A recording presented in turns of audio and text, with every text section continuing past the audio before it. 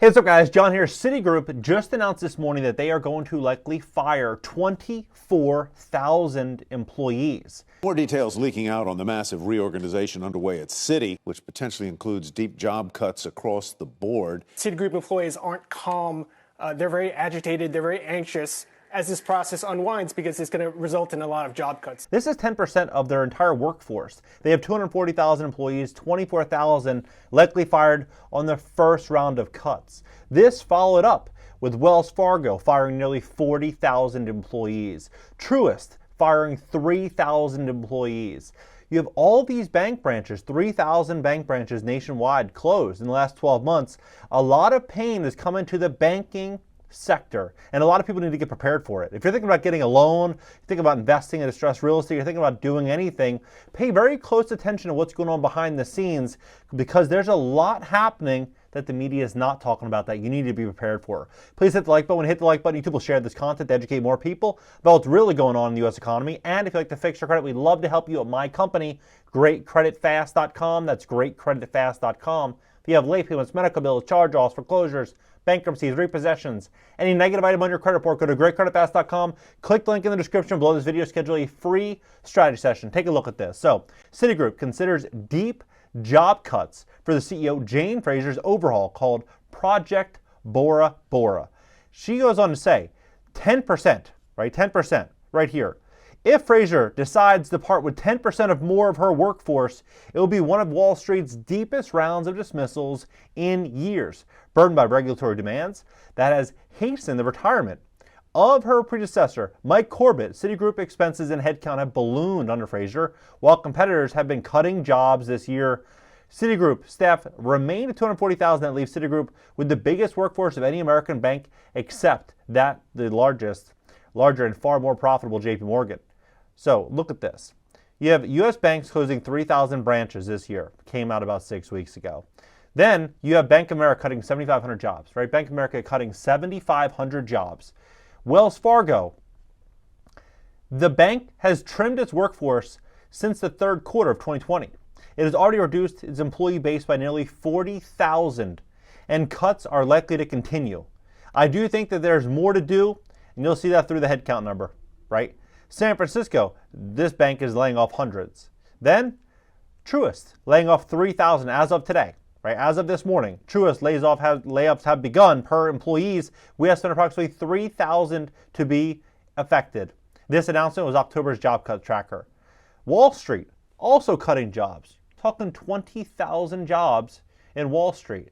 Now, many people are anticipating this soft landing, and many of this is coming from CEOs. You have JP Morgan Chase, Jamie Dimon, a lot of these people saying, we're going to have a soft landing. Well, if we're going to have a soft landing, why are they doing what they're doing, right? Why is he selling $141 million worth of his own stock in his own company? It's because there's likely not going to be a soft landing. Consumers are in a worse position today than they've ever been in history. Record high inflation, softening wages, with sky-high interest rates. It's a very bad environment to be a lender. And so these banks are looking at this. This is how they make money. They take consumer deposits and they lend it out. But what happens if consumer deposits are shrinking and their loans are not performing because people can't pay them? Well, this is what happens. You see nearly 100,000 bank layoffs, 100,000 banking job layoffs over the last 12, 18 months, right? You're starting to see this with 3,000 bank branches closing. You have Wells Fargo and Bank of America, and you have all these big branches closing down. Well, this is just how far we've come. This is October 19th. They said, 20,000 employees in banks have been cut. But then, in just that period, and this is quietly, like they're quietly cutting. They don't want people to talk about this, right? They're quietly cutting all of these jobs, and then boom, Citigroup is laying off more people than all the big banks in just one round, right? One round. And I think this is one of the reasons why. If you just search interest over time and you look at what's happening to this chart dating all the way back to 2004, it's off the charts. Like they're looking at their bills, they're looking at their expenses. They're like, forget it. I need to eat. I need to feed myself. The lender can wait.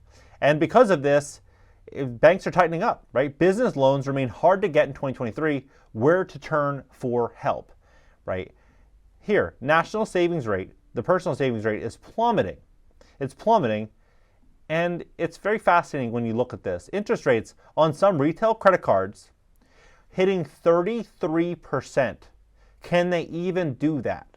Now, for context, during the Great Financial Crisis, interest rates on credit cards were between 12 and 13%.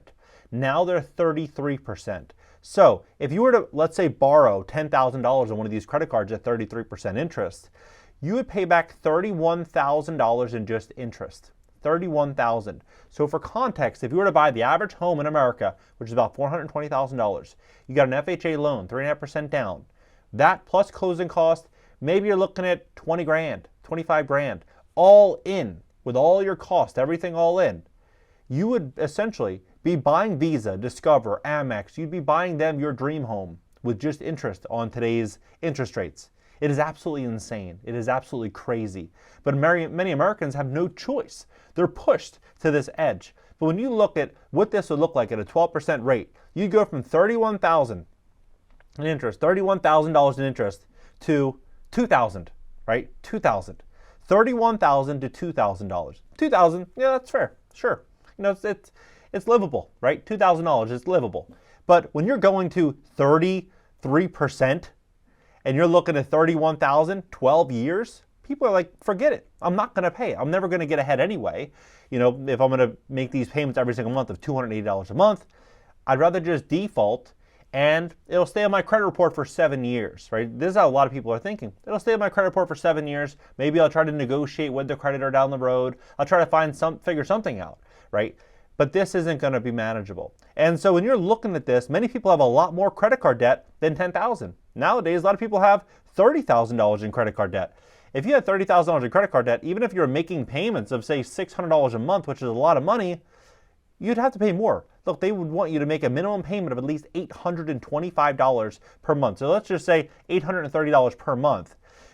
You would pay $126,000 in interest, and it would take a decade and a half, 15 years, 9 months, paying $830 a month in interest, in payments. How crazy is this, right? People are looking at this and they're saying, forget it, forget it. And that's why when you look at what's going on with commercial real estate, you look at what's going on with auto loans, you look at what's going on with credit cards, you look across the board, what's happening to small business owners, it's a very, very, very big problem.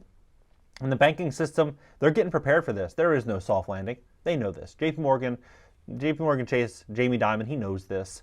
All the executives, they know this, that consumers have never been in a worse position and that things are about to get really, really tough and very, very challenging as student loans start to kick in.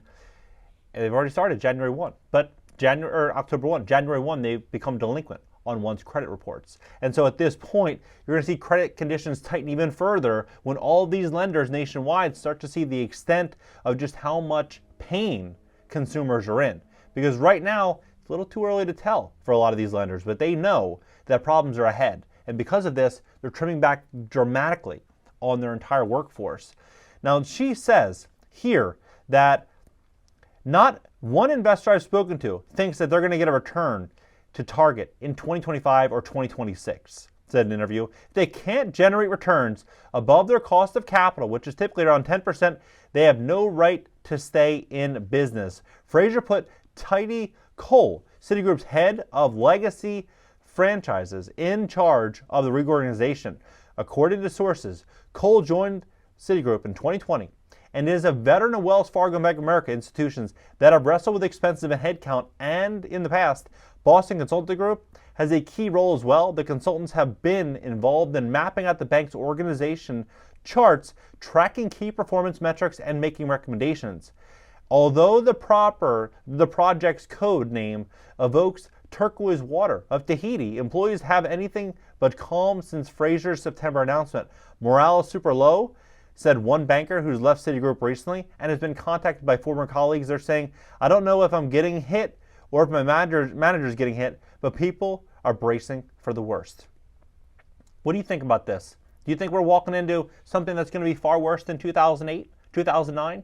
Because to me, what they're saying is one thing, but what they're doing is something completely different. I think they're getting ready for a big storm. And I think during the big storms, great fortunes are made. Now is the time to position yourself, prepare yourself for this. I personally believe over the coming couple years, it's going to be the most important to generate wealth throughout history. The reason for this is because this crash, what we're walking into, is not going to be like the one in 2008, 2009, where it was solved by people and the problems were solved by people. This time it's going to be solved by people, but it's going to be solved by technology and AI and robotics and all these innovations that are going to be coming over the coming decade. So this upcoming crash, I don't think it's going to be one where we're just going to recover normally. We're walking into the technological revolution, the fourth industrial age. That's what we're walking into. What do you think about this? Drop it below. We'll have a conversation. And if you want to fix your credit to position yourself for the greatest wealth transfer of all time, we'd love to help you at greatcreditfast.com. That's greatcreditfast.com. If you have late payments, medical bills, charge-offs, foreclosures, bankruptcies, repossessions, any negative item on your credit report, go to greatcreditfast.com. Click the link in the description below this video to schedule a free strategy session. I'll catch you guys next video.